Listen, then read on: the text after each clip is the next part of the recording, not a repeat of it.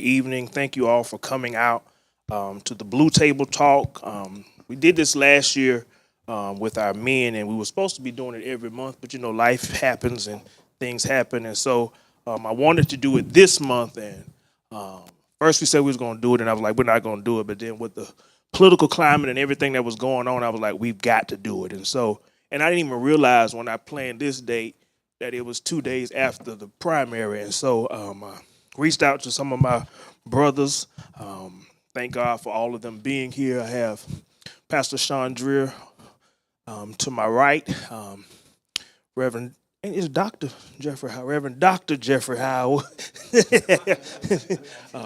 Yes. We have House Representative District 79, Hamilton Grant. We have Richland County School Board Commissioner Jamie Devine. And we have Reverend Damian Brown, the pastor of New Lower Street Baptist Church.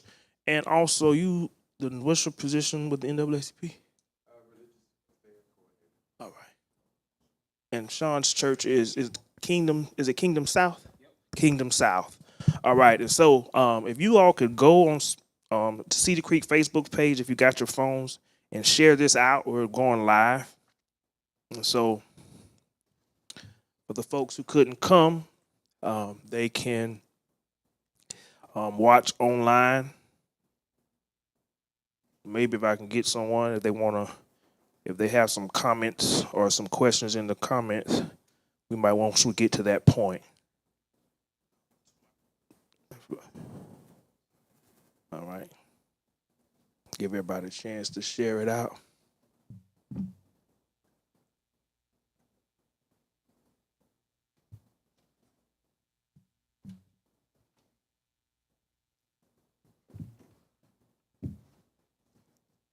All right.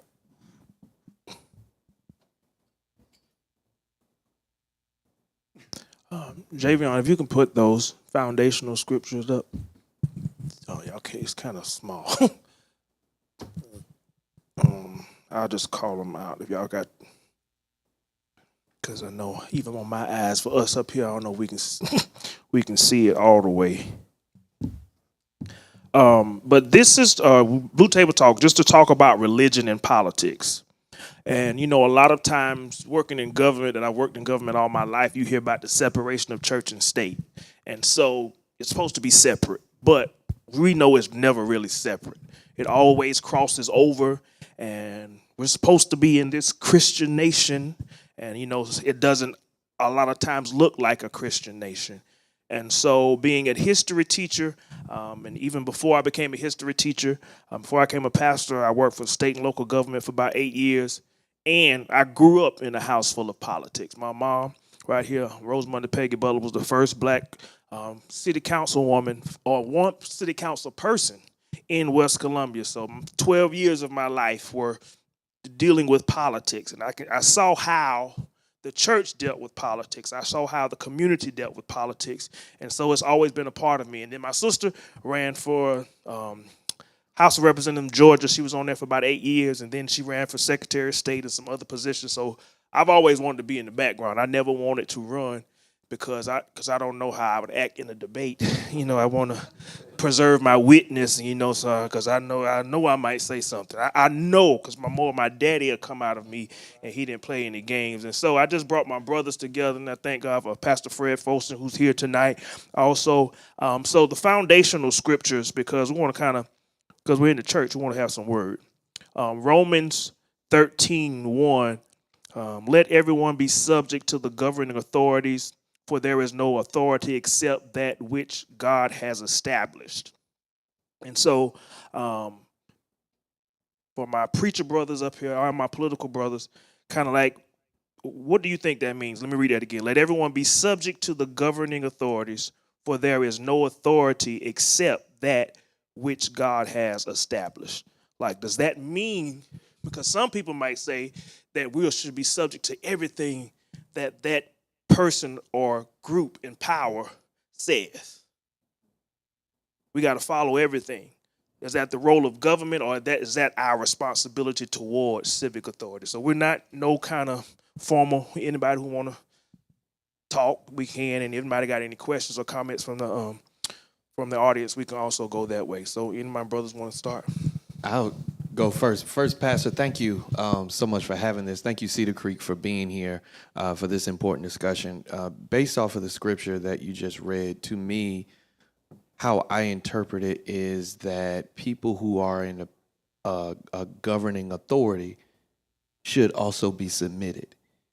And I think it's important that the people under that authority should be submitted to God while understanding that they are not God. And I think too many times, at least in the position that I am in, I get preached to about who some say God is, and it directly contradicts the scripture. You don't have to do anything but say, love thy neighbor as thyself, and you can stop there, because there are too many people who say they love their neighbor, but yet create policies that directly contradict that.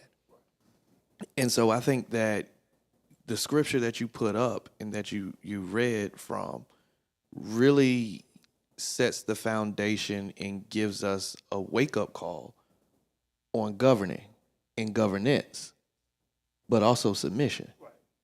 And so while we are submitted to the laws of the state or the country or the ordinances of the county, and it is upon us to make sure that we put people in the position that can make those that benefit all of us, the people who are there need to also be under submission and governing of power from him.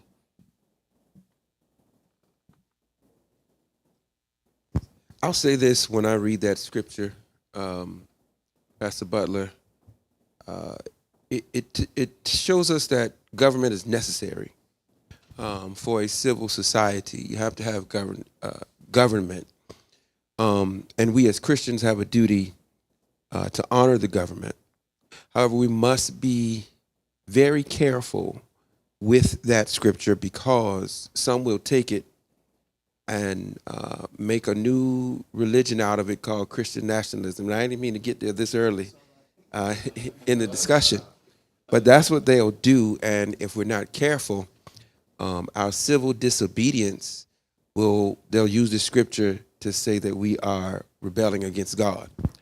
And so I think it's careful to read the scripture within the lens of its historical context, and apply that in the appropriate way today, that we ought to honor our government, that we ought to follow our government as Christians.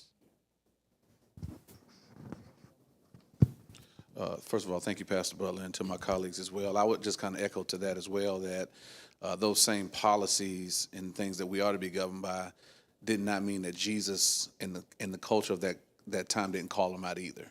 And so while we also respect government, we also have to call out policies and injustice that empower us as rights as citizens to be able to do so as well.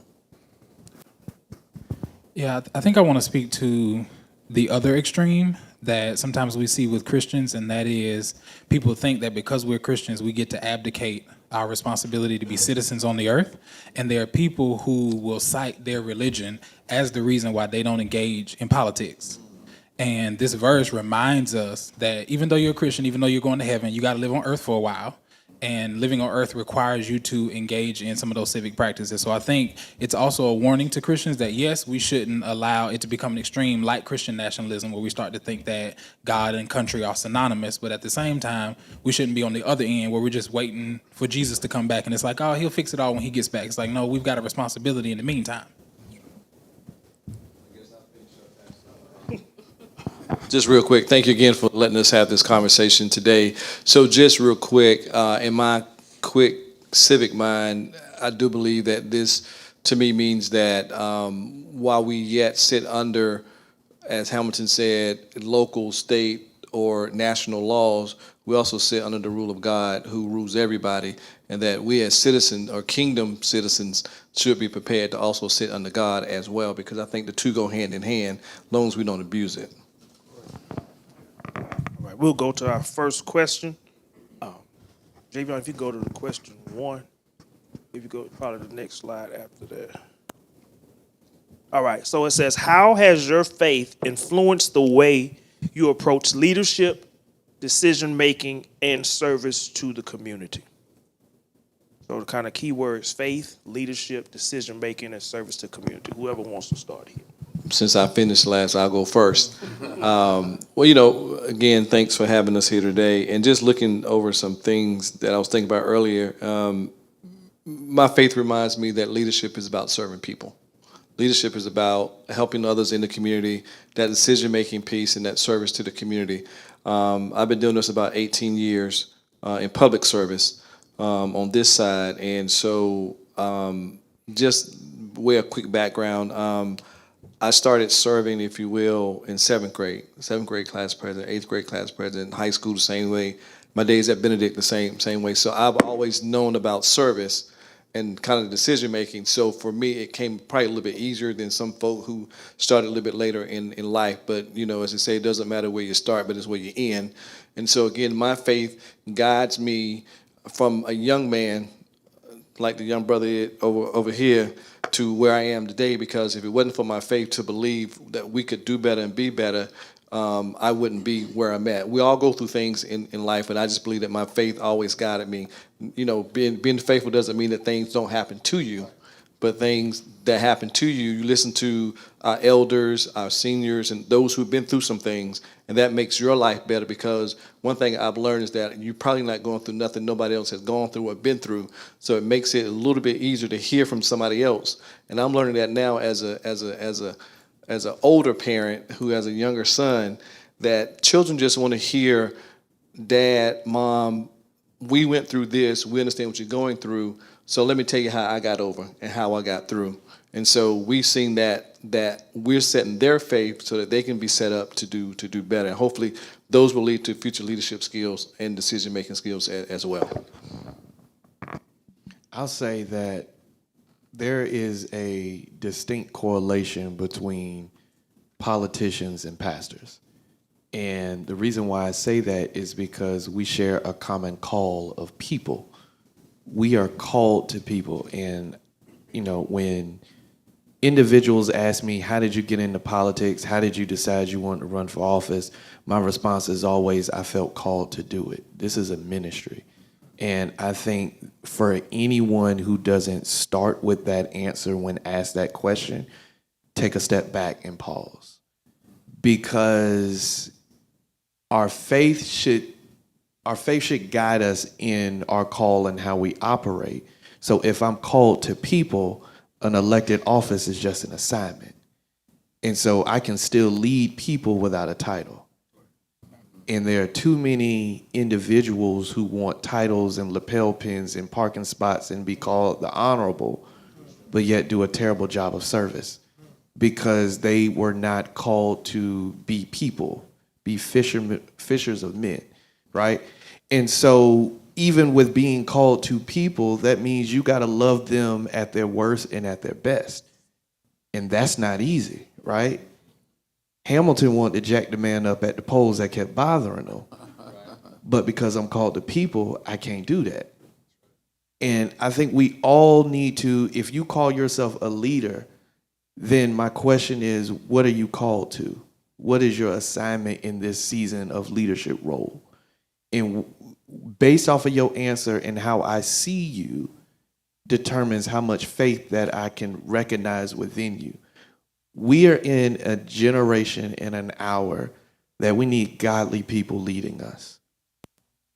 And those are people who are not afraid, people who will cry loud and spare not. Like you need these people at the helm. And if you don't feel called to be in that type of space, we need y'all supporting us because this is a communal effort. And all of us, I think, when it comes to leadership and serving our community, need to recognize and understand and be pushed that I lead people who voted for or didn't vote for me. So in the 44,000 people of 79, not everybody agreed. And if that was the case, it would be indicated by not having a primary opponent. So there are things that you don't see that are shortcomings that you need help with. And at the end of the day, you have to be big enough to recognize, okay, I'm not at 100%, but I need you to help me get there. So I think my story was a little bit different. I think I spent a season where my faith wasn't informing my leadership because like I'm a type A personality. So when I wake up in the morning, I want to get stuff done. I don't like a whole lot of excuses, really just no nonsense. So I was naturally drawn to a lot of people in the leadership space. And then you start to discover I'm being discipled by people who don't share my faith. They're successful. They got a lot of money. But when I look at their life, I don't want that. They on their fourth marriage. Their kids hate them. And it took me then to reset, to realize, okay, I've seen Jesus as my savior. I didn't see Jesus as my example. So I was looking at other people out in culture because they were successful leaders and they were discipling me. So really my leadership was burnout. It was hustle. It was a lot of the stuff that we see killing a lot of people. And so once I made the major change in the reset, it ultimately led to one, greater discipleship and the ability to be able to disciple people now because I know what it's like to be hustling and grinding and burning out and all that stuff. So for me, my journey was different. I spent a long time leading, like, I'm not going to call people's names, but you know, some of the greatest leaders we see in the world who don't share our faith. They just don't believe in God. They don't believe in rest. They don't believe in, and I did that for a long time. And it took me hitting the wall to reset and then finally start to allow my faith to inform my leadership. Okay. Thank y'all. So I had a question for Hampton. So being that Representative Grant, let me say that. I promise you good. So when it comes to decision making, just to piggyback off what you said, you have to represent those who voted for you and those who didn't vote for you. When it comes to decision making, how do you separate what you believe in versus what your constituents want? What leads you to make the best decision whether to, vote for legislation or not? Because what you may believe in, your constituents may not, or vice versa. So what helps you make those decisions? Well, one, feedback helps, right? I think we have forgotten that there is a place in the process for your voices. One of the things that I love doing is checking emails, right? My legislative business card actually has my cell phone number on it. So people reach out, they call or they text or they call the office. And so I see the things that are of the concern of the people. Also, I think from feedback, where I'm vocal on issues, do people agree or disagree with that vocal stance? And one of the worst things that I learned early is reading the comment section. Because the comment section, it's some rude, nasty people in this world. And it's some people who will type on a keyboard that'll never say that to your face. But what I have started to do is skim through comments because I use that as internal polling. Nothing gives better feedback than anonymous feedback. And so if somebody can be brave behind a gray profile box, then maybe there's some validity to what it is that they believe. So when I make decisions at the State House, I have to know my community. And when I know my community and I have their feedback and backing, then I feel confident in the stance that I'm taking. A lot of the issues that I vote on, I don't think are controversial because I know who I represent and I know the demographics of my area, even from a Republican standpoint.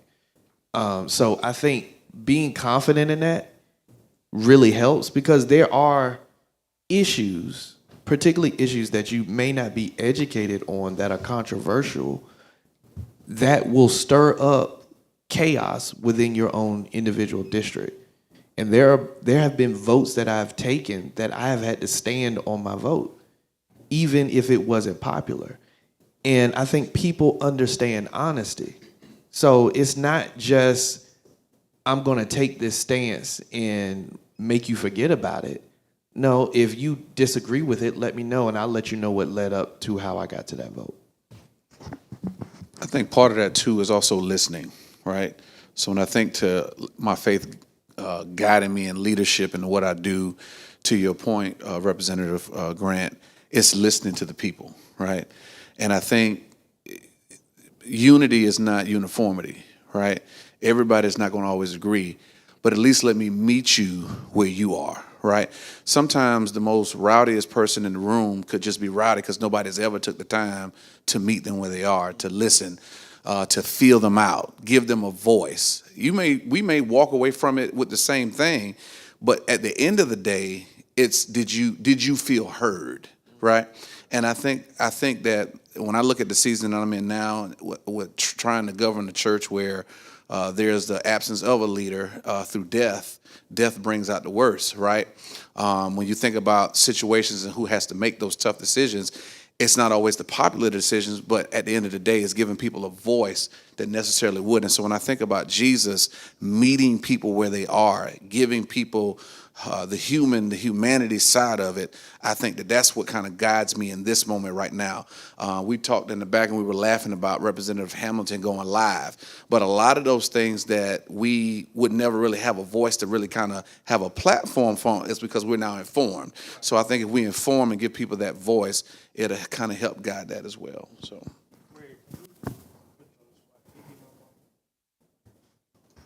Like, can you, from your viewpoint of being on city council, being close, your district being close, and going to church with also some of your constituents? Oh. Now, why would you put me on the hot seat like that? It's a safe space. You out of office now. Sometimes your words will get you. You know, because of my faith, there were times I just wanted to say, y'all can have this. It's hard sitting in a seat and you have to fight everybody, not just the ops, as the young folk call them, but your own people. You sit there and you try to do the best that you can for your folk. And then they don't stab you in the back, they stab you all over. So it had to be faith to keep me there. Because there was plenty of times I wanted to walk away. And then every time it was time to go up for re-election, no, I'm not going to do this again. And then I ended up doing it again because, as Representative Grant said, it was a calling. It was a ministry. There wasn't anybody else to do it. And sometimes we take on roles and we don't know how to stop. But you know, God will stop you. Because after my third term, he allowed somebody else to go in that seat. And at first I was hurt, but that was the best thing that ever happened to me. Because it was the stress. The stress was going to kill me had I not been able to step away. So your decision making has to be, is it best for everybody involved, not just yourself? And like I said before, people get in those seats for whatever reason, for that, the name honorable, and never do a thing. I mean, absolutely nothing. And you go and you ask them, well, can you do such and such? And they don't even want to talk to you. So you have to be careful who you elect in a position that's going to guide you and lead you. You know, we're in that time now that that person up there on Capitol Hill, we don't know what he's doing. And we will never know. And I don't know if y'all know that legislation that came down for him to have a third seat. So we're going to have to do everything we can on the local level to make sure that does not happen on that higher level. Thank you. For me, as far as how my faith has influenced,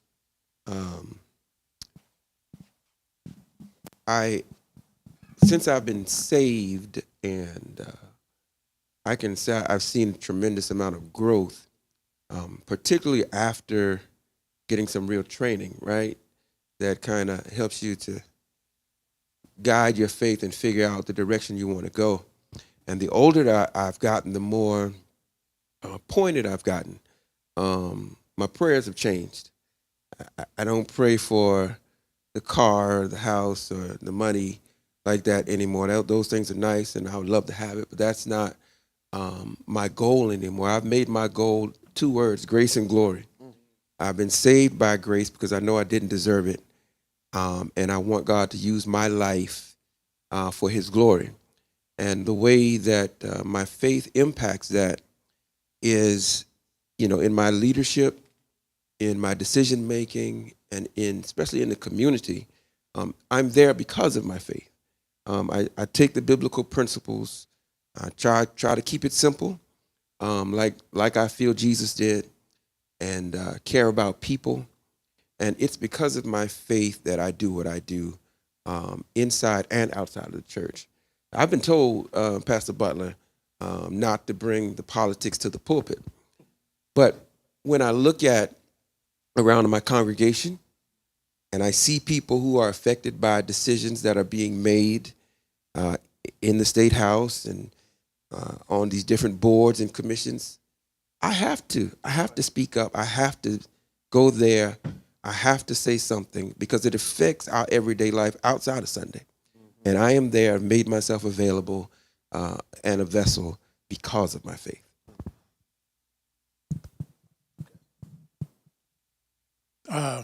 Glad to be here. Fred Folston.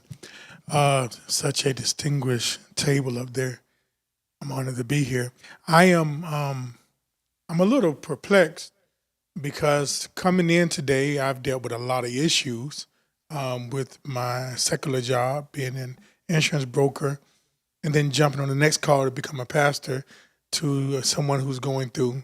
And literally, I feel like you called this table just for me today, Pastor Butler, because I'm in the people's business, but I don't like people. Not today. Maybe I'm the only one that goes through that. And it was a like stark reminder that I got to just love his people, even if I don't agree with them. I saw what you went through, Representative Hamilton, and I've seen what all of you have gone through. I know all of you extensively, except my brother that's very articulate at the end with the South Carolina hat. But I want you to kind of, if you can, delve a little bit more in how your faith keeps you calm when you disagree. Because I could tell you right now that my learning curve and my maturation as a pastor and as a leader and those, that may look up to me, I'm finding myself having those internal talks to say, okay, Fred, how's this Facebook post going to look when you say what you're about to say? And all of you are sitting in a position and, definitely to, the good brother with the nice colors on the end, I too have been told recently to not meddle with politics. Literally, the president of my company called me and said, you're trying to grow and you need conservatives to grow your team, and you cannot be posting liberal posts. I didn't say anything liberal. What I shared was liberal. And I've been, in a sense, talked about by my white counterparts. I know it's a lot, but can y'all speak to that, Pastor Butler and Table? I think you said something profound of being in the people business and not liking people. And I think that is very real. There are times that I can't stand people. But I think God has called all of us to love people. And I think love is greater than like. I believe even Dr. King said that.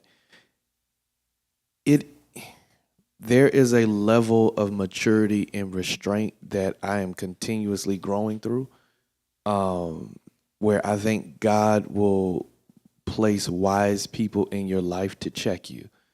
The top checker in my life is my wife. And when I have these thoughts and really want to clap back, because there's a whole lot that I could say that nobody knows about how all of us have experienced at some point people saying that they're your friend but find out they're working against you, or saying they're going to support you but they working against everything that you stand for, or saying that we're proud of you but secretly are building a campaign of hate against you. All of us can relate to that. And because we are humans and because our natural wants to address it, the restraint is like what you said, how does this make me look? And a friend of mine who pastors in Augusta has a large church following. We were having this conversation because he's relatively young, and I asked him, how do you deal with that? And what he said was, Hamilton, you treat social media like a platform. And I was like, yeah, doesn't everybody? That's what you're supposed to. He said, yeah, but you are past that level. Social media needs to be your billboard. And I was like, well, what you mean? The platform allows you to express whatever it is that you want to express. The billboard sells the message. What is the message you want to get across? Because at a certain point, nobody cares about how you feel. Good, bad, or indifferent. That just is what it is. But the billboard, if there is an image, if there is a message, and there is a focus that you want to get across, you cannot let your emotions cloud that. And if you get to that point, it's past time for you to get a therapist, because that's who you need to be talking to. And I think a lot of us treat social media, me included, I'll be the first one to raise my hand. I hope my wife watching. A lot of us treat social media as a diary. And we want to bleed out our frustrations, even as public figures, because to us, it makes us seem relatable. But what happens is, to people who have no idea what you're talking about, you are now exposing yourself to issues they didn't know you had, and now they want to look into that. So secretly, we snitching on ourselves when nobody else really even knew. And so I think we all have to reevaluate ourselves. I hit delete at least 4 times a day on stuff I want to post. I'm not lying. My draft section is crazy right now over people I want to clap back on or issues that I want to talk about. But it can backfire because people see a level of potential and greatness in you, and sometimes it takes those people to say, hey, you didn't need to say that, or go back and delete that, because you don't want it to come back. And that is a constant thing. But that's where you know who loves you versus who likes you. Before we end about it kind of goes along with this fourth question. I wanted to skip ahead. It says, in an increasingly polarized culture, how can we disagree politically while still maintain respect, unity, and meaningful relationships? And this question came with the primary, because you had on the Democratic side, you had some who were supporting one candidate, one supporting another candidate, and they were calling some of our elders, or kind of like people who've been in the game a while, foolish for supporting one person, and they were tearing that other side down. My thing was, how can you expect, once Johnson won, for them people to now come back? Because you done call them everything but a child of God. They're still in the same party. It's going to take all of those votes to win. And we all on the same team. And so, like you said, I had to delete a whole lot because my mom, like somebody said upon the post to have my mom on it. I said, oh, I know good. I know.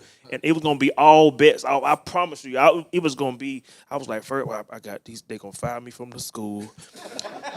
The church ain't gonna vote me out because my people, they ride or die here, so I ain't worrying about that. But I was like, I can't say this, I can't say that, because I had to delete it because I was like, that's my mama you talking about. Even though I don't agree with that choice, it's still my mama, and she knows what she's talking about. So from her perspective, she thought she was doing the right thing. But how can you call, especially because they kept using the word sellout? They kept using the word sellout, and now all these people that you call sellouts, ignorant, dumb, stupid, how are we gonna bring them back? And I know that probably can go along with any, and I've seen it even with Brother Jamie here. Like I joined that group, Friends of Richland One, and they was tearing him. And Aaron's not here now. He had to take his son to a camp. But they were saying everything but a child of God. I would say some stuff, but I had to pull back, and I was like, I still work in other school district. I get fired like that.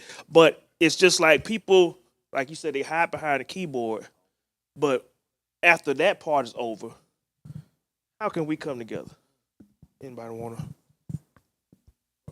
I'll say this in answering this question, and the good brother over there, Pastor Fred. Um, my faith does not keep me calm because I believe, particularly in this culture, I believe in a righteous anger and in a righteous indignation. And even when I'm in meetings or when I'm standing at my pulpit doing my little political commentary, my faith doesn't keep me calm. It riles me up, but it keeps me focused. It keeps me focused and it keeps me motivated on the goal at hand. You got to think, during the civil rights movement and those great preachers in whose footsteps we follow, they weren't calm. They spoke the truth, and they had to be bold. They spoke it in love and with respect, but they spoke the truth. If you ever get a chance to read Dr. King's letter from a Birmingham jail, that wasn't a nice letter, right? He was responding to some people who were trying to tell him to wait and be quiet and slow down, but he cut them up pretty good in that letter. And so I believe that even in this culture, yeah, we have to be respectful. We also got to speak the truth and speak it in love. And I appreciate what Representative Grant and some of his colleagues there, how the younger generation, how they handle the old guard up in the State House. They do a marvelous job. But also, there's a balance that you have to have, particularly in your position, when you are not in the majority and you have to maintain relationships so that you can get things done, but you still got to tell the truth. You still got to let them know you mean business, but you got to stand on what you believe and let your faith lead you in a respectful but a focused manner. I have a question. Because you brought up Dr. King's letter, so the fellowship that I just finished, one of our first assignments was to read that letter and to also read the letter from the clergyman to Dr. King. And so in his letter, he said that freedom is never voluntarily given by the oppressor, but has to be demanded by the oppressed. And so the clergymen were more focused on order than the justice, and so that's what made Dr. King upset, because he felt like the sit-ins and the marches, that's what needed to be done to get their attention. So with that being said, in today's climate, when we have injustices going on and people want to rally or protest, what is the church's role in that? What role should the church take in that? Well, I'll start. I believe I always pull from this text somewhere in the book of Ezekiel where God asks the prophet, can these bones live? And he's looking in a valley of dry bones. But those bones once used to be a great army, an army that was feared across the land. And God told him, it was a rhetorical question when he said, can these bones live? Because God knew the answer. God knew what this army used to be, and God knew the potential that this army would have for that current time. And I believe that same thing about the church, that the church's role is to stand up and be a great army, to be the light on a hill, and to force change. In some private conversations I've had with some other preachers, I can't look at anyone for their convictions if they want to be in this fight or not. But you got some people who look to you every Sunday. They look to you for leadership. They look to you for hope. They look to you for help. And we have a certain amount of power and influence as preachers to lead our church and let the church be that great army that it used to be. And if the church, I believe if the church takes the power and the influence that it can have, that we can force change in this community and in this time.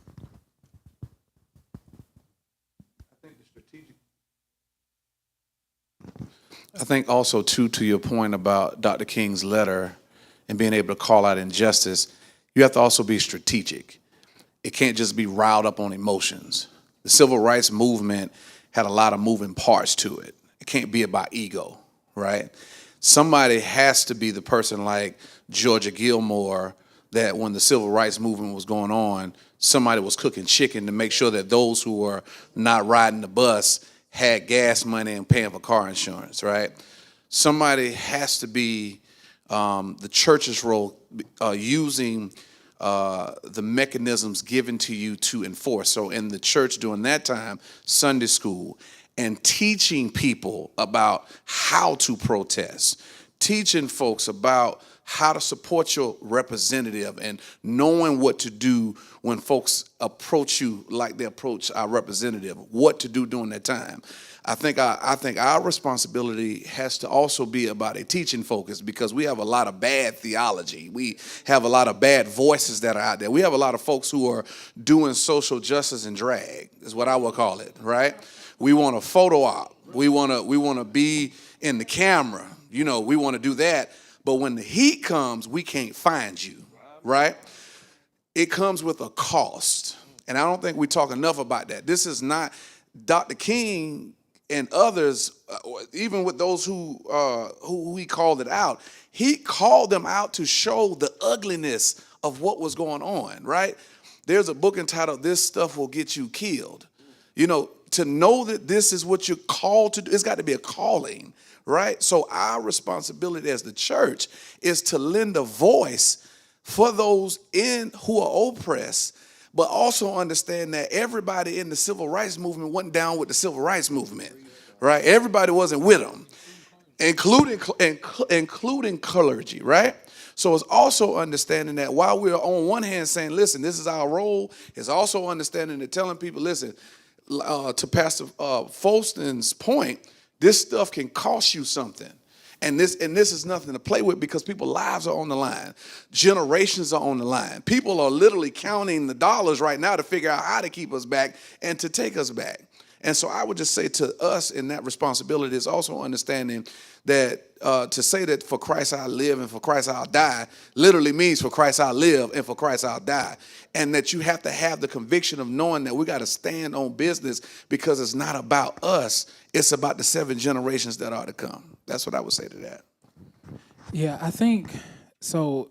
I want to piggyback on something that Dr. Howard said that I think is just very important. It's a part of what, if I'm honest, kind of ticks me off about pastors, especially younger pastors. Sometimes I think we get confused as to what our responsibility is. I was having a conversation with some friends of mine, and I said, I really feel like the best thing I can do for the world is to disciple real Christians.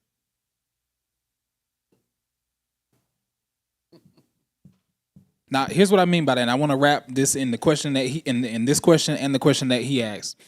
St. Augustine said, in essentials, unity. In non-essentials, liberty. In everything, love.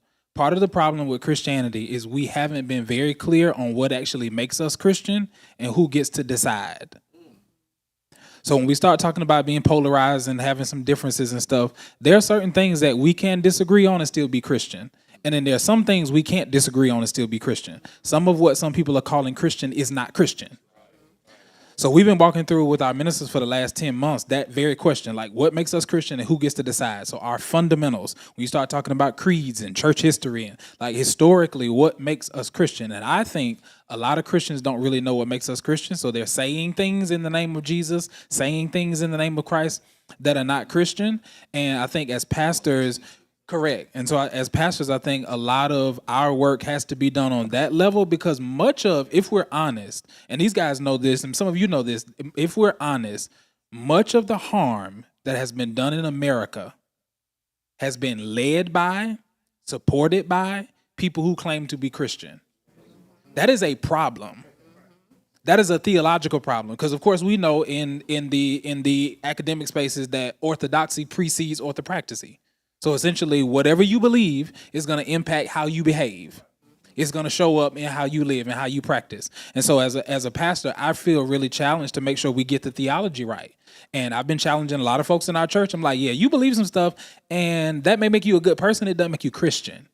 And if we can't align around that, then there isn't going to be any unity. Because we've got to be aligned around the stuff that actually makes us Christian. Now, the rest of the stuff, yeah, we got liberty around that. But I think even in your space or your context, whether you're serving in a secular space or whatever it is, there has to be things about a team that makes us a team. We don't have to agree on everything, but we do have to agree on this. And if we don't agree on this, then you can't be on this team. I love you, but you can't be. We got to agree on this. But and the rest of the stuff we can talk about. We can go back and forth about it, and then we can go to lunch. But these 3 or 4 things, if we're going to be a part of this team or if you're going to be Christian, we got to be in agreement on this. And I think as pastors, we got to be okay with just telling people that. Like, I love you. I think you're a good person. But based on these beliefs and these practices, you're not Christian. Real quick, I want to give this question and your question practicality. And I think that there's no better example than what we just experienced with redistricting, right? Let's go through the timeline. We get called back into session on a Friday. The House is out Saturday, Sunday. We come back Monday. We spend all day Monday talking. We spend all day Tuesday talking. We adjourn after midnight. I think it was like 12:30 in the morning, and then told to be back in 15 minutes. So I didn't get home till about 1 p.m. or 1 a.m. on Wednesday morning. Wednesday afternoon, it goes to the Senate for committee, stays there all day Wednesday, and then is on the floor Thursday and Friday. And then they come back Saturday and leave. The rally call that happened in less than 24 hours between that Saturday and that Sunday, where we don't have to always agree, our political ideology doesn't have to always match up, but there was a call to action that said we need black preachers in these pulpits saying this, and that happened. Every church talked about redistricting. Every church talked about the words that Senator Shane Massey said. Some even played the direct clip, which said that if we do redistricting, it will motivate black turnout. And I think we proved him right. But the point that I want to make is, for the first time in a long time, there was unity between the church and political figures because there was instruction. We have failed to give our people a job. And that is what faith requires. Faith without works is dead. Well, we don't see the benefit of faith because we don't give faith an occupation. We're not telling it or giving it something to do. And so I think we missed the mark, and I'm talking we from an elected position standpoint, with we project our ideas with no instructions. I think this is good, but I need you to do this. And redistricting proved that. And so we can't go back to where we were prior to redistricting and how we operate, because this is not business as usual. We see what happens when we tell every black church and preacher, get in your pulpit and make sure your people are there on the first day of early voting. What happens? You shatter every record the state has seen every single day of early voting. You broke the early voting record by 11 a.m. It was 23,000, 56,000 South Carolinians voted on the first day. And then you continue to break that record. So we have to continuously be in communication. I think we've got to be able to, because there are disagreements, we've got to be able to disagree in love. And we have missed the mark, and now it is an art of listening, right? I'm going to tune you out because I don't agree with what you said, versus how did you get to that decision, or how did you get to that statement? What am I missing? Then that allows us to have a conversation, and we're not so in defense mode, because we shouldn't be the ops, right? We don't have time to beef with each other right now. We don't, for people watching, we don't have time to beef with each other right now. Have your disagreements, but make sure you have that disagreement with the person you disagreeing with, and y'all had that conversation. Because we are in a time where I don't think people really understand the moment that is before us. History teaches us that we have not seen this moment in the state of South Carolina for over 2 decades. What are we going to do with it? And that's a question all of us got to answer.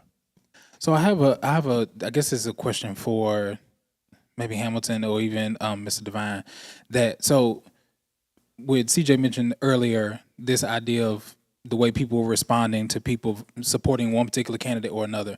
And I'm just like, I think fundamentally, I try really hard not to call people names online. I try hard. But I wonder if people I don't know if there's a gap in understand. I don't know what the problem is, but it's like the nature of a primary means that there are going to be people within party that split their votes. The only time I have a problem with you in party is when you can't get behind the candidate after we've selected one. That's when we have a problem with you. But that's what primary means. How do we get people to understand? Because I think some of the challenges, people don't understand the process. They don't understand how any of this works. So they just online talking crazy. So it's like, how do we help people? Like, this is what the word primary means. So just real quick. So part of my solution or resolution to that is what we're doing now, education. I think we need to continue these talks, not just here, but churches, neighborhoods, associations, just across the country, just across this local area, to talk about just what you're saying. I will tell you, some people were at the polls, at the wrong poll.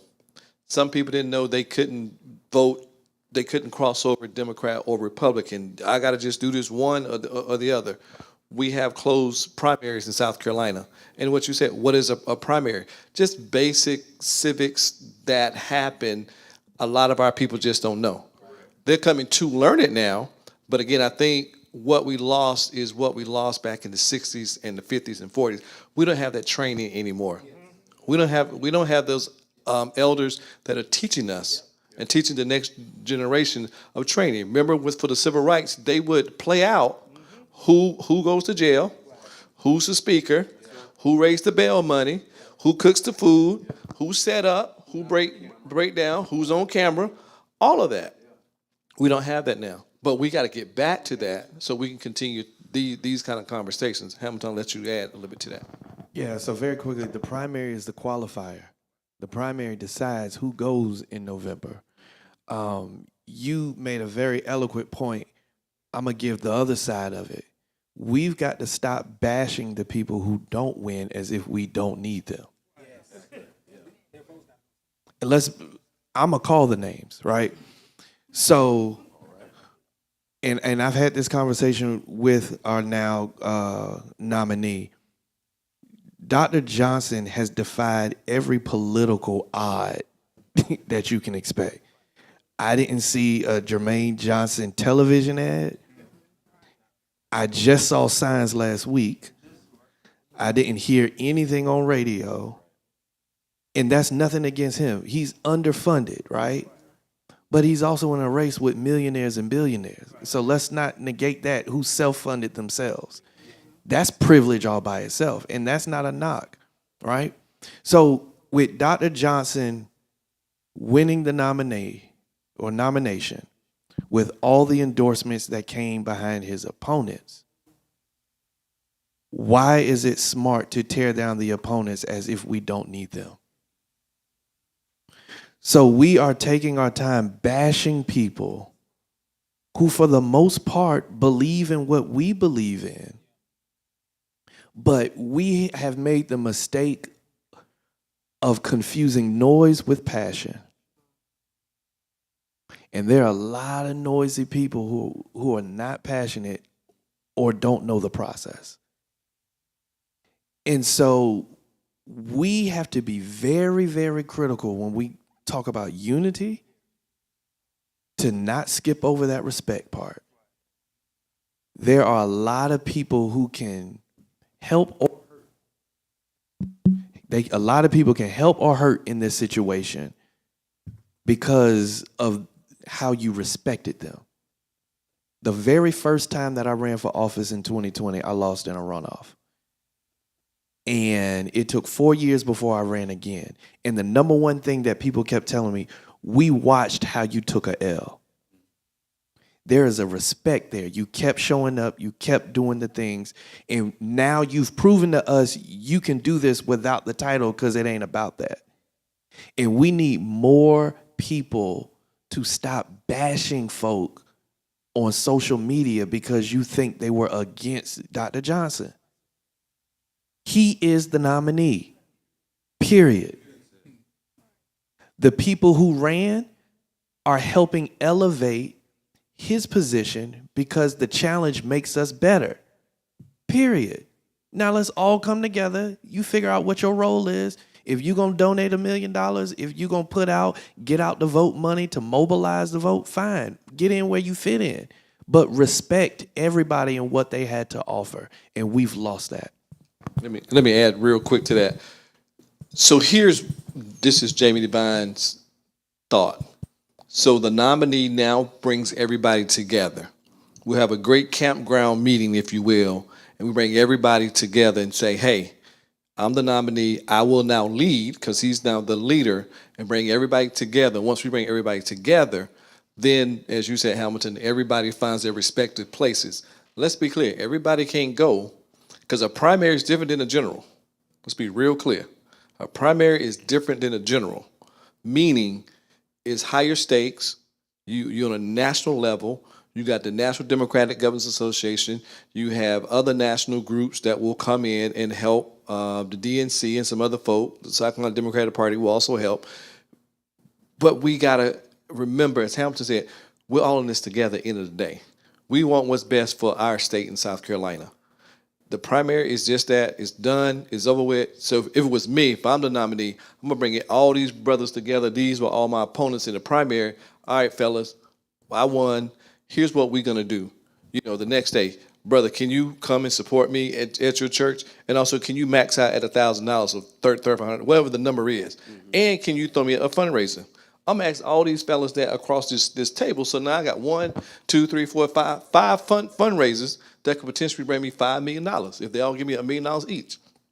But that's how you got to think going forward, because now you're the visionary for the party, and you got the lead not only at the top, but then the top goes down to the down ballot to help those other candidates that are also in their particular races too.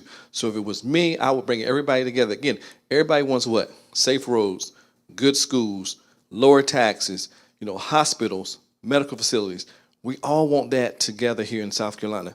And so I believe Dr. Johnson will lead us to that point, and at some point we'll all gather together and move forward as a group so that we can get to where it is that we want to be. I believe sometimes ignorance is the loudest voice. And the loudest voice is not always the right voice. And some people, and I've learned that a lot of people don't know the process. They don't know anything about civics. I remember I made a post, it was one time before, people saying crazy stuff. I was like, y'all didn't pay attention. Y'all government economics teachers should be mad because y'all didn't pay attention at all, because what y'all was saying cannot happen. Right. And so a lot of people don't know. And so what happens is we gravitate to those who are loudmouths. And you talk so loud, people think you know what you're talking about. And so we're following that person when they really don't know that most of the time, like you said, they're doing in drag because they want to, because people getting money off these Facebook likes and all this stuff. And so we're fueling all of that. But we got to use our voice for good. And like Mr. Devine said, like, you remember watching civil rights movies and reading about that. Like, not only did they have things, they would have mock sit-ins, and they would have people come in and spit on you and do it so you would know what it would take to achieve that goal. And a lot of us are talking, but where's the action? And so now, like you said, we've got to come back together, and the church has to be the foundation. The church has to be the one who pulls people back together again. And the main example for that is when Senator Jackson made that speech, and he called the people to the carpet. Like yes, on the record. It's in the, like we say, in the archives. Let the record reflect of what you were actually doing. Never in his term had he had to not be able to go to his church where that's his job to feed the people with the word of God because of something that you were trying to do. And so people heard that, and people and they were saying ouch. And so those ouches start being calls to those senators saying we can't do that because it's rearing them up. But and so we've got to hold on to that momentum that we have. And I believe the way we tear each other down, we learn that from watching. Okay, I don't want to say it on. Yeah, the others. Because these next 2 weeks, I promise you, baby, they're going to tear each other down. It's going to be the nastiest thing that you've ever seen. And we've learned that because that's not what we used to do. And we've come so modernized. We've come so integrated. And we took on that learned behavior. And so now it's coming out in how we react with each other. I mean, people getting banned on Facebook because you cussing folk out, all that. And so if you got to reach, now you can't comment on stuff because you done said too much. And now, so you got to realize, how does this make me look? If my voice is my voice, I can't do anything that's going to silence my voice. Let's set us back. Anybody else? Like, okay, so we said that, like, since we're here now, because we don't want to stay too long, what's next steps? How can the church help? I guess it's coincidental. The Blue Table Talk. How can the church help with the blue wave that needs to come to South Carolina? How can the church? What can we do? And so the people watching, and Pastor Brown can take it back to his church, and Pastor Sean can take it back to his church. Fred can take it to his church. Jeffrey can take it to his church in Aiken, and we have other brothers and sisters who are in different areas that we can all get on one accord. So what do you think some of the ideas, and it can even come from some of you in the audience, what's our next step? I think this needs to happen quarterly. And not just here, I think all across the state, right? I think every church needs to have their own sit down with their elected officials. From school board, county council, city council, state house, whether you voted for them or not, whether they are of your party or not, whether you agree with them or not, they represent you. And we need to have these come to Jesus meetings in our churches with those elected officials, particularly the ones who vote against our own best interests. Right, cut the cameras off, have real meetings, and if they don't come, that tells you something. I think the church's role and responsibility is for every young person who turns 18, when the church gifts them a Bible, also gift them voter registration. Make sure every church should strive to have 100% voter registration. And then let's talk about mobilization. Just as soon-to-be councilmen and myself are elected officials, and we can buy into a database of voters, you can too. So every church could look at what's within the community that they are sit in, and y'all can make calls. You don't have to tell them what candidate you supporting, but you can tell them what's on the ballot. If you like health care, this is something that you consider. If you like women reproductive rights, this is something that you consider. All those things you could do. You can do mailers as well. And text messages. Text messages are actually cheaper than making the calls or anything else. All these things are something that the church can do, and it's not just on the elected official. And so churches can even send out sample ballots. Just make sure you do it from both parties. Gone are the days of making up the lie that talking about politics threatens your 501 status. That's a lie, because they do it. And the number one example is Turning Point USA. Charlie Kirk is the evangelicals' messiah. I've seen it. It's horrible, right? So we have to go back to that civil rights mindset while integrating social media. Every church got somebody who's young, under the age of 18, that works social media much better than you can. You still trying to take selfies like this, and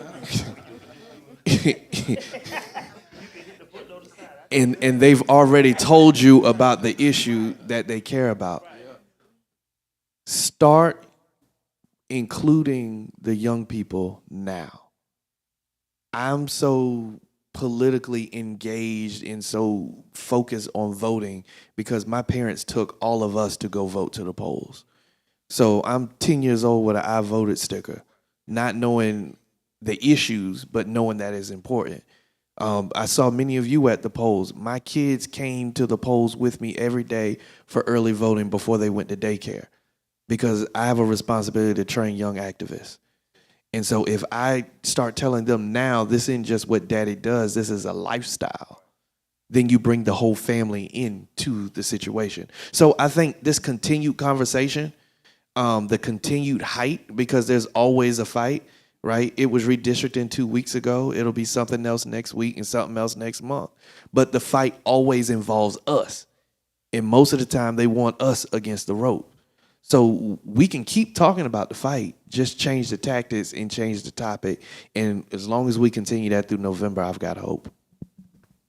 As it relates to next steps, one of the things that fired me up, and Representative Grant can speak to this, me making myself available as a local pastor. I'd never talked to him a day in my life before. He reached out to me because he saw the passion that I had and that I had made myself available for service and to help do what needs to be done for people that look like us. So next steps from me, from my vantage point right now, is the pastors, and we had this conversation just a moment ago, the pastor has a tremendous amount of influence. Church is the one place where we know colored people like us gonna be there at the same time, week after week. And same seat. Get mad if somebody sit in your seat. Not in this church, not in this church. But we have a certain amount of influence that I believe that has been gifted to us by God, but just by the nature of our position as a pastor who is speaking life into people week after week, we have that influence. He has the instruction. My influence along with his instruction, and we make that connection, will lead to the change that our people need. I believe that 100% because what we did with the Gethsemane Association a few weeks ago during the redistricting, I was tasked as the social justice chair for the association to put together some talking points for that Sunday morning before the vote that was supposed to happen the next week. And I gave it to every pastor. We got about 70-something churches. We gave it to every pastor. So every pastor in the Gethsemane Baptist Association was saying the same thing on a Sunday morning to their congregations. And I called him that day and said, what do I need? What do I need these pastors to say? And he gave me the instruction. I gave the information to the pastors. We gave it to our people. And on that Monday, had it not rained on that Sunday, we would have been out there Sunday. But on that Monday, we were out there to rally, to march around the Capitol in protest. And the people were ready and motivated, but by the time we were ready to rally, the protest turned into praise because they had already voted down the redistricting. And so that connection, next steps, we need to keep this connection, we need to broaden it, and we need to work together for the good of our people. So in closing, I think next steps, many of us sit under the tutelage of Pastor Charles B. Jackson Sr. He gave you 3 points, and so I talked to the senator before I came. She gave me 4 points, so I said I try to condense it to 3. But the first point she said is educate, and that's what we're doing here, having these conversations like this. Seek credible information. Don't just rely on social media. Go to these candidates' websites, or call the candidate, email the candidate, text the candidate, Instagram the candidate. There's no reason why you can't get direct information from the candidate. Most candidates are accessible in our general area, general statement. Go to meetings such as this. Go to meetings such as the South Carolina legislative. Go to the legislative app. What's the app? SC Legislature. SC Legislature. Great app. I never used it till my wife got in the Senate. It's a great tool in your hand that you can use every day. So that's all in education. Number 2, empower. Knowledge, keep the knowledge, not keep, but the knowledge that's in our community, we got to use it to empower our friends. If I tell a friend here and a friend here, that's me now telling 2 other people. So now I've empowered my circle. Every day, talk to 5 or 6 persons about voting and what's going to happen, kind of next steps. Third, engage. Again, talk to people outside of your circles as well. So again, educate, empower, engage, and then execute. November 3rd, we got to mobilize, y'all. We got to go out and vote. Okay? So once we mobilize and go out and vote, then we should win. Let's be clear. In 2022, Governor McMaster won by 928,000 votes.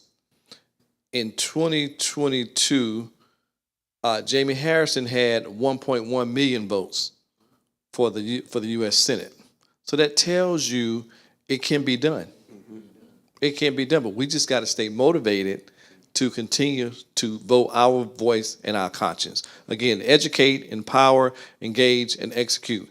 And follow my wife, Senator Tamika Isaac-Devine, because she's on live just about every night since all this redistricting has happened. Follow Brother Grant as well, Hamilton Grant. He also is live just about every day talking about this stuff, because we need people who are on the front line to tell us what's actually happening. I can't tell you what's happening at the State House, but becoming about the school district or soon to be county council, I can help you about stuff like that. But right now, these are your frontline persons. You got a person in the House, you got a person in the Senate. But call those persons. Call those persons. Thank you, Pastor.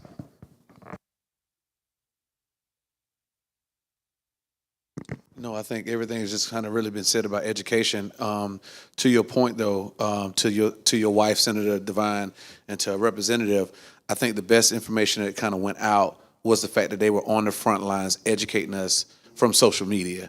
And we talked about it in private, but between the 2 of them and Ashley, shout out to Ashley as well, I won't leave her out as well, these kind of critical conversations are next steps of being able to use those tools for the good. And so you talked a little bit about the civil rights movement, having young folks. I don't think we can stress that enough about teaching our young people about civic engagement. And I think that is even more critical, in addition to making sure that we share the wealth and the responsibility to have more courageous conversations like what you did tonight, Pastor Butler. Yeah, I agree with everything that's been said. You guys really answered the question that I was going to ask, and that is, I think sometimes we see what has been done. So we talk about like the civil rights movement and them marching, and we don't ask the question, okay, why did they march? And in their day, they were marching to appeal to the moral conscience of America, because there was all the technology we have, social media, all that stuff. They didn't have it. So they were literally trying to raise awareness, because there were people who lived in parts of America who did not believe this stuff was going on in the South. So once the TV turns on and now you see people getting sprayed with water hoses, now you see people and you're like, where is this? And they're like, this is in America. And they're like, ain't no way. So now, because of social media, we've got to come to the table and ask ourselves, what is our version of that? How do we find a modern way to appeal to the moral conscience? Because now we're watching people die on live. So it's not that, clearly. So we got to have conversations around. One of the things, and I want you to make mention of this to Senator Devine, if you remember it. But one of the things she said that I thought was so good. She did a video. It was really short, but she was answering the question as to whether or not someone who voted in the Democratic primary could vote in the Republican runoff. I was like, that is such a good question, because people didn't know. There are people who are like, oh, I'm getting ready to vote in that runoff so I can make sure and it's like, you can't do that. So I think educating people is so important, and just having these kind of conversations and having leaders who are accessible. This is why there needs to be a changing of the guard, because without Hamilton going live, without Senator Devine going live, there's a generation that's not going to be educated on this process. So we gotta start to change the guard. And a part of that on my side as a pastor in terms of next steps is to continue to do the work, because some of the challenges that you guys are facing in terms of being able to mobilize constituents, it is this same stuff is showing up in the church. We got 85-year-old pastors. Same problem. It's time for you to go, sir. It's time for you to go. And we're having that problem. Oh, we're having that problem in church. So we're having that problem in politics. It's the same thing. So it's like on the pastoral side, I've got to do my part in my lane to try to raise the awareness so that way these issues aren't spilling over. But it's the same. It's the same stuff. You got 75, 80-year-old deacons. Same thing. Same issues. JV, you can go ahead. Watch. I say, JV, I put the general election slide up. Go ahead, While you're doing that, can I just say this real quick? I want to answer what he said. So the results, here are some simple rules about the primary. If you set out the primary, you can vote in any runoff. Okay? If you didn't vote in any primary before, you can vote in any one. Secondly, if you voted Democratic, you must vote in the Democratic runoff only. If you voted Republican, you must vote in the Republican runoff only. We don't have cross-party runoffs voting, and that's not allowed because we have what we call closed primary voting in South Carolina. Again, I think you better run the media piece. Early voting for runoffs is June 17th and 18th, and then runoff for election day is June 23rd. Yes, thank you.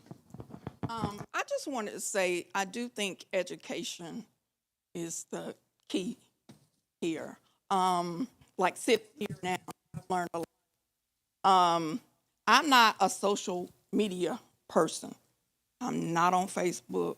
I'm not on Instagram. I'm not on any of that. But my daughter is in politics. So if we have a question, we sit down and have family conversations. And her daddy might go neck and neck on some things. But we're sitting there and she's educating us and we're explaining to her how we feel, and then we come to an understanding. Whether we agree or not is one thing, but we come to an understanding. And that has helped us a lot because she is willing to sit down and explain some things to us. And I think that's what's needed. We need more talks, like you say, like this, and not just here, but we have to support you across town. If you have one, we come and support you. If we support each other, it makes a difference. And if we help with educating some of us that are not on social media, I don't have to listen to all of that stuff on social media and listen to all those remarks or anything like that.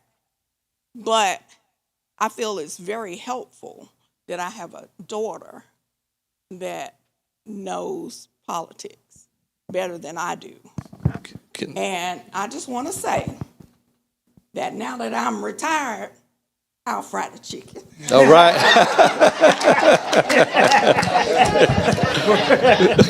All right. Pastor, can I ask a question? So let me ask you this: since you're not on social media, and this is some of the questions that we get as elected officials, how do we reach you? In your opinion, what are some ways that we can reach you? I mean, thank goodness you got a political daughter who's extremely smart and well connected. But let's say you didn't have that person in your life. Can you kind of share with us what are some ways that you would like to be informed about issues that are happening? I receive mailers. You know, I'm not gonna say if you call my house, I'm gonna listen to you unless it's, you know, a number I know. Because a lot of unknown numbers I don't listen to. So in order for you to reach me, we got to have sit-down conversations, something like this, open forums, and things like that. Or mailers, something that I could read on my own. I got a question. Can I address them? All right, so more education. I'm gonna hit 2 points. The first thing, the mailers piece, amazing, right? Because everybody is not on social media. Here's the issue. Mailers are personal expenses of the candidate. And those are, if I If there are 42,000 people in my district, and if I know the breakdown that out of that 42,000, let's say 25,000 are Democrats. Out of that 25,000 in the past 3 primary cycles, 10,000 came out to vote that are Democrats.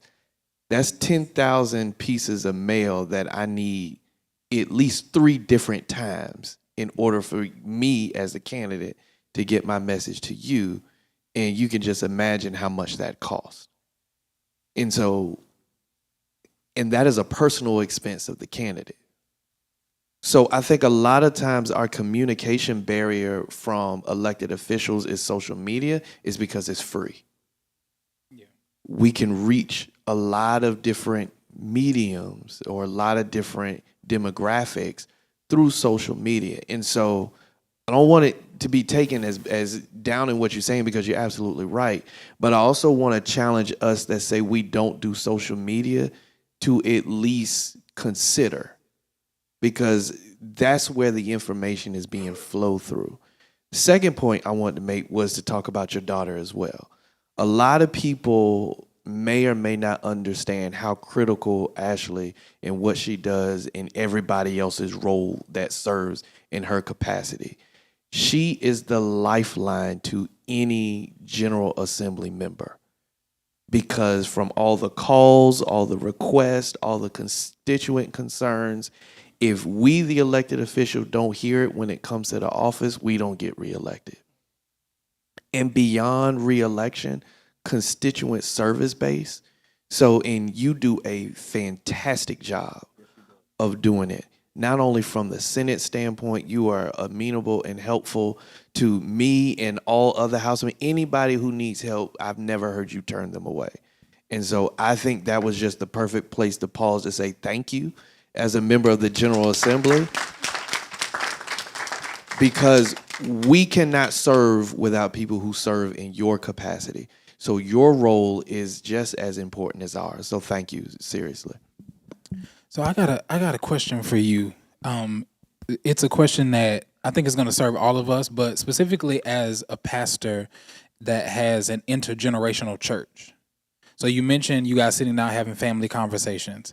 How did you cultivate the humility to be able to sit down and have a conversation and hear your daughter's perspective? Because here's what I've discovered. Teaching doesn't make an unteachable person teachable.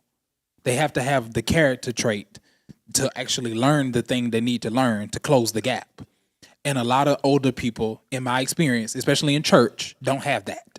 So it's like, how would you encourage people who may be in your generation, people who may be in the generation ahead of you, to get to a place where maybe you have a grandchild who's on social media, and that person has views about healthcare and reproductive stuff and all types of other things. How would you encourage somebody older to be able to sit down and have those conversations, even though you may not share the same value system in terms of how you were raised? So how would you encourage somebody to navigate through that space? Well, I feel like you're never too old to learn something new. And it's a lot of people that are out there now that have the information or that can give you the information. You just have to sit down and listen to it. And in order to have a family conversation, you have to listen to the input from each person. And you have to agree to sit and listen while that person is talking and not talk while that person is talking. Because it's always something that you can learn from it. Now, I may have old ideas, but she can tell me something that's new on the horizon that I may not know. And just like my grandchildren, they can fill me in on some stuff I don't want to know. I don't want to know about it, but it's good that I do know, where they're coming from and what they're doing and what's being said. So when things happen, I can put it together. Can I say something? And I don't know the election laws, right? As far as you all getting your information to people who are not on social media. But anybody who goes to New Law Street will tell you during the announcements, I don't use the announcements just to tell you about the next church anniversary or whatever event is going on. You will find out about the SAVE Act and the dangers of that. You will find out about redistricting, and you will find out about Dominion Energy trying to raise our light bill again. And I don't know how we can use that connection to get your information to the people in your districts if they are in our churches. But I think that's something that we need to talk about going forward, because, I use that time to inform my people, not just to tell you about what church event and where I need you and how much money I need you to give. No, we talk about what's going on and what's going to affect your life during our worship experience.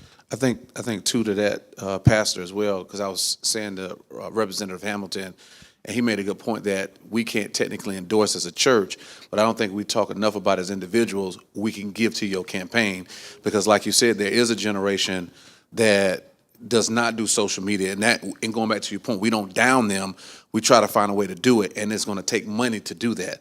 And so technically you need money, or whatever person's up needs money, and I think we have to educate people on how we as clergy need to say that from the pulpit or in private spaces, and how do we mobilize our folks to be able to donate. If I can go down to the Tasty Crab right down here on Two Nuts Road, or right down on O'Neill Court, and spend $70 on a seafood boil, crab legs, and go over the food line and get double stuffed Oreo cookies and all this other kind of stuff, then I certainly can take that almost $100 that I have just spent in something that's going to take me out early and donate to that.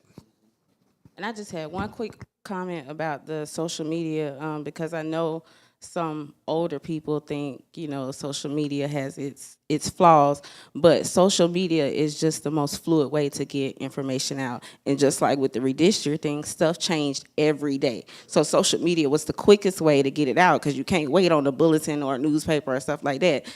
It changed every day, every hour. So I think just encouraging people, you don't have to be on social media and carry on every day, but just to stay in the loop, it's good to have at least one account.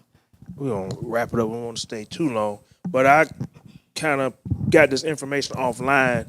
The voter registration deadline is Friday, October the 2nd. That's in person unless county board holds weekend hours. But voter registration online, you have until October the 4th. And by mail, it has to be postmarked by Monday the 5th. I got this off of South Carolina Votes thing. And then applications for absentee mail-out ballots have to be in by February. Something wrong with me. Friday, October the 23rd. And then early voting, which we know our people take advantage of, starts Monday, October 19th. So if we start getting these dates in our mind, this can be our roadmap to blue, okay? And so, like you said, it takes money. People got to start putting their money where their mouth is.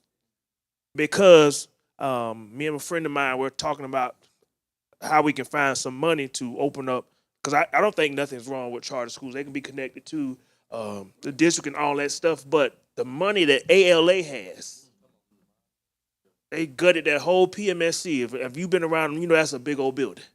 They done built a gym, a football field, baseball field, all of that in a matter of, so like where's that backing of that money? And so we was thinking about, well, we want to start a school that show auto mechanics, drafting, carpentry, all the stuff that they used to have, that a lot of our students need to go back to that, but we don't have the money. Like we need to find these, because these people got money.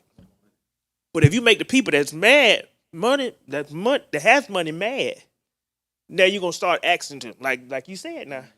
That little side had that money, but you done call them everything but a child of God. So we got to figure that out. But I don't know who said it, either you or him, about pastors need to make sure that they're 100% registered in their church. I believe Sean, I believe Jeff, Damon, that's something, Fred, we could start. Talking to all of our brothers and sisters, making sure that they know that they can get online and register. If we got to go get a big old box, and every church have them, that we make sure as our pastor that we make sure that all of our members are registered. And make sure once they register that we make them aware of what's going on. And we've got to make sure that we tap into these young voices. I think those young voices are going to win this election. Like Ashley and all those people that were in that fellowship. Like one of my students, Zanaya, was in the fellowship. She's at South Carolina State. She's one of the next great voices that's coming out. And so we got to make sure that we allow them the platform. Let's turn the volume up on their voices. Because some of us who do all that talking, like I'm about to be 45 soon. So it's like it's time for me to do some other stuff while I let the other people do some things. Because everybody don't have to do the same thing to make this happen. And I want to thank Cedar Creek for allowing your pastor to do things like this, and we want to do more things. If you could put the last slide up, we're gonna keep it going. Save the date. Next month, we're going to do one talking about schools. So, Jamie, I'm going to bring it back. So we're going to talk about schools and bring in, because there's a lot of stuff going on in schools. And it will also be still talking about the vote, because we have a candidate, a black candidate for Secretary of Education that we need to get in there, too. We can't just focus on Dr. Johnson. We got to focus on Ms. Wright. Because I can say this, because it's time for the other woman, it's time for her to go. All right? Yeah, and we'll. Real quick, because I don't want you to skip past the runoff. So the runoff will take place on, I just had it, on June 23rd. The races that are headed to a runoff are the Republican primary for governor, Republican primary for attorney general, Republican primary for agriculture commissioner, Democratic primary for United States House District 2, so that's Congress.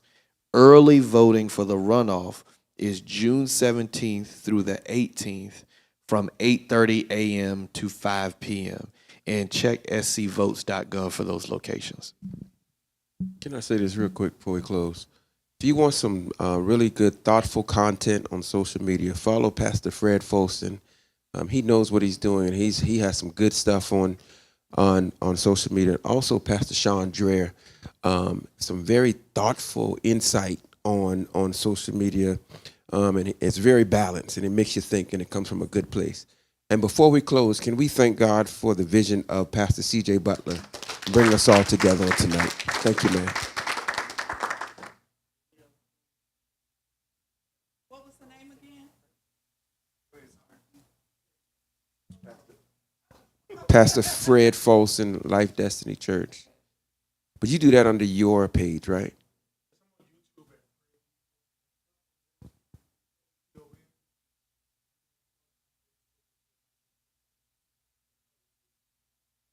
And Sean Dreher, Pastor Sean Dreher, he's excellent as well.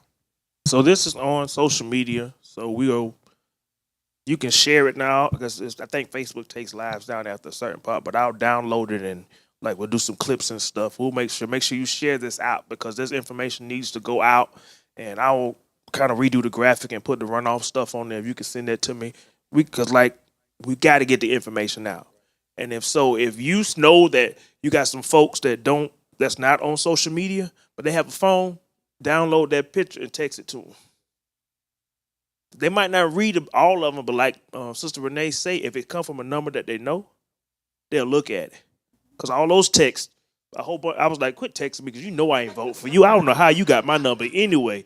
But if it came from somebody I knew, then I can say, oh, okay, well, let me look. I might read into it. And so we have to use our influence to get the word out. And so go ahead.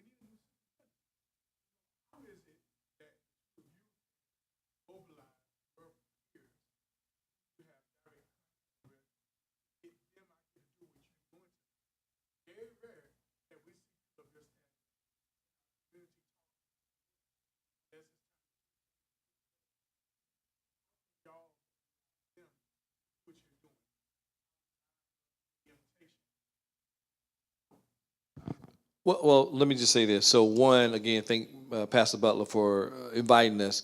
Again, I've been doing this for 18 years, 5 terms on the local school board in Richland 1. I will tell you, and Hamilton does this as well.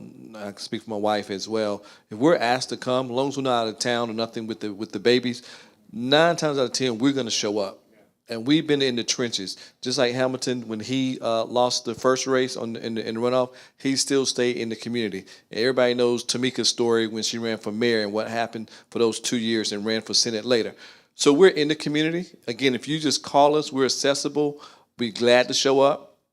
I'll get my colleagues on Richland 1. If it's a Richland 1 area, like we're doing education, I'll be glad to get some other Richland 1 folk. By the way, nonpartisan races open up August 1st to August the 15th, which is right on the heels after we do this. So you'll find out who's going to run for school board and your other nonpartisan races August 1st to August the 15th is when that closes. So, right. So anytime anybody asks us, for the most part, we'll show up. Off season, not on season, but off season.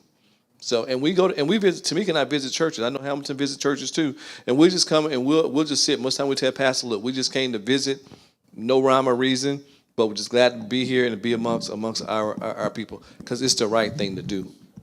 So that's from my perspective. I don't know, Brother Grant, got anything? Could I just put this plug here? And I don't want to say this to end on this note. We can't put the responsibility on them, no. You and I, clergy as well, we know where every church conference is. We know where the best preachers are. We research the best food. We do hotels and travel. There should be no reason why we shouldn't know exactly who these brothers are or sisters are the same way. I do know that there's some people who don't know, but we have a greater responsibility that if we can tune up the hoop, then we can tune up to get out and vote and know who's representing us. Our taxes come from someplace. We pay bills just like everybody else. So I want to make sure I just say that because there are some folks that have just gotten lazy with thinking that it is their responsibility to a certain extent. But I remember what the old church would say, a charge to keep I have, a God to glorify, to serve this present age. And if I'm going to serve this present age, I can't put all of that on their responsibility if I'm a faith leader in my community, knowing the issues that are there. If the school is like Pastor Brown passes across the street from Alcon, right?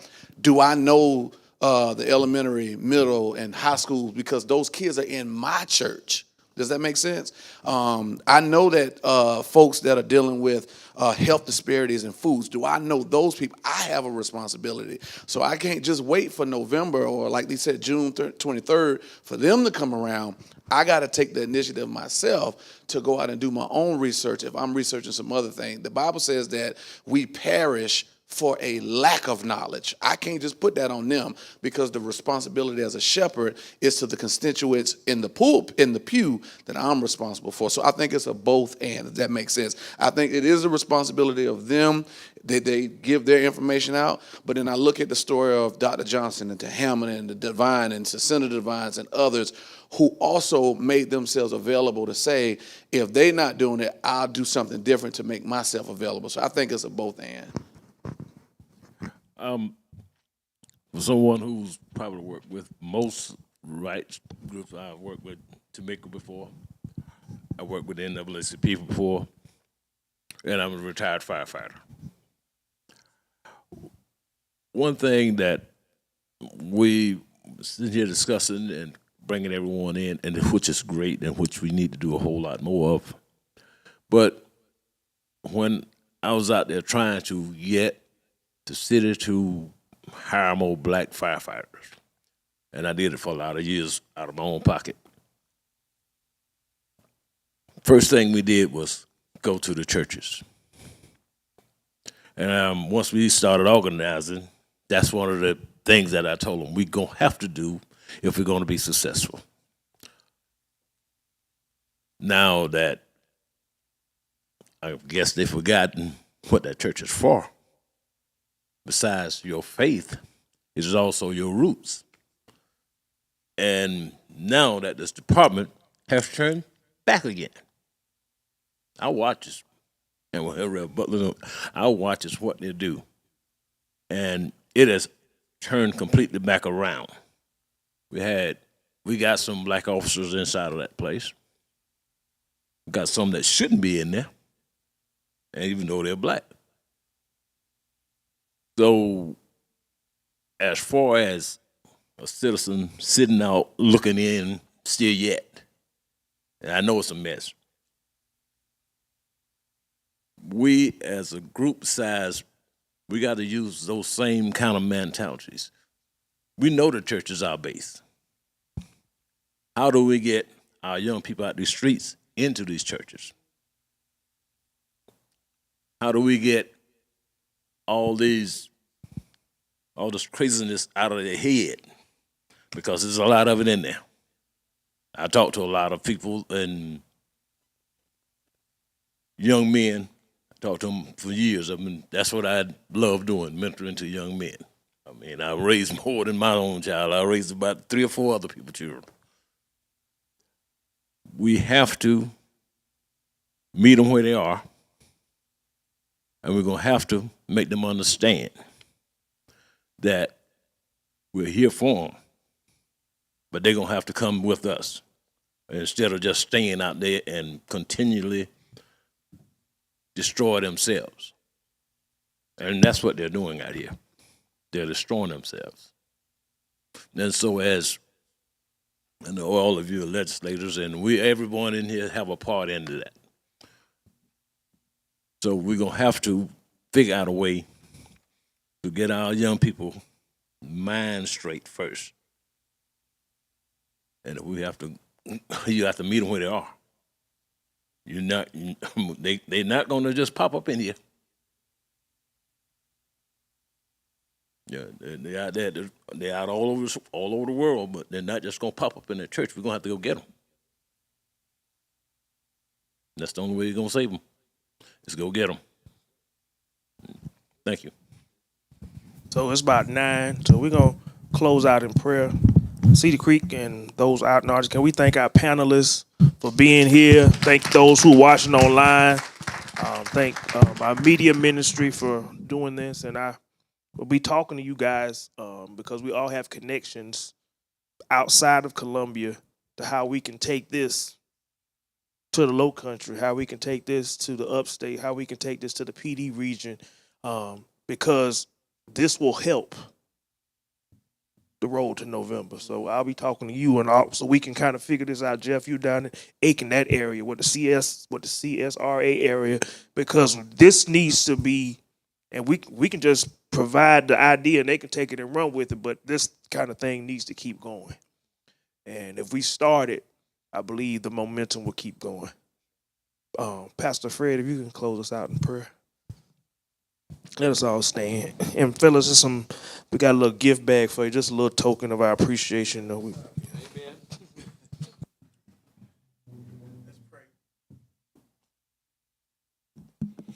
Father, we thank you for this opportunity for the political realm to have a conversation with those who serve in the pulpit every week. God, I thank you that there has been a meeting of the minds, and God, clarity and understanding has met with us in this room. God, I pray, God, for each pastor. I pray for each, God, politician and servant, civic servant that serves, God, the community at large. God, I ask that you give a special blessing to Pastor Butler and his family and his church. I thank you that they would be a beacon of light and hope to this community, oh God. I thank you that unity has, God, set in on the African-American community. God, I thank you that you are raising up righteous leaders who are anointed to speak loud and God, cry loud and lift their voices, oh Father. I thank you, oh God, that we're not fearful of the opposition, God, but I thank you that we will look the opposition in the face and say, who is like our God? I thank you tonight, oh God, as we go from this place, that we'll never leave your presence.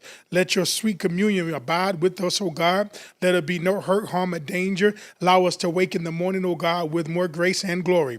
It is in the mighty, matchless name of Jesus Christ we do pray. And everyone that believes said amen.